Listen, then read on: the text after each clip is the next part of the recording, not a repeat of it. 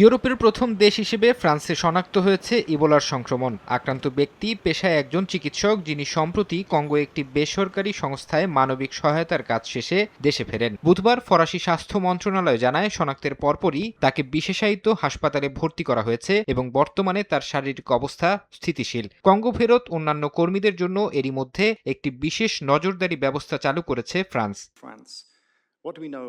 বিশ্ব স্বাস্থ্য সংস্থার প্রধান এক সংবাদ সম্মেলনে জানান, পরিস্থিতি নিয়ন্ত্রণে আনার চেষ্টার চেয়ে ভাইরাসের বিস্তারের গতি অনেক বেশি। আক্রান্তদের সংস্পর্শে আসাদের খুঁজে বের করার প্রক্রিয়া এখনো দুর্বল এবং আইসোলেশন সেন্টারগুলোতে পর্যাপ্ত চিকিৎসার অভাব রয়েছে বলে জানান তিনি।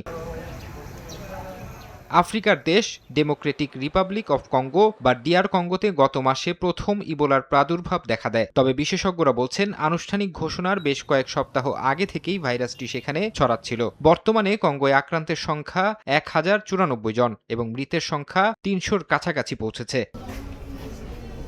ইবোলার বর্তমান প্রাদুর্ভাবটি মূলত বুন্দিবুগীয় প্রজাতির ভাইরাসের কারণে হচ্ছে, যার কোনো প্রতিষেধক বা ভ্যাকসিন এখনো আবিষ্কার হয়নি। এটি মূলত শরীরের তরল পদার্থের মাধ্যমে ছড়ায় বিধায় সম্মুখ সারির স্বাস্থ্যকর্মীরা সবচেয়ে বেশি ঝুঁকিতে রয়েছেন। এরই মধ্যে প্রায় 80 জন স্বাস্থ্যকর্মী এই ভাইরাসে আক্রান্ত হয়েছেন, যার মধ্যে অন্তত 17 জন প্রাণ হারিয়েছেন। ফারহাদ চৌধুরী, সময় সংবাদ।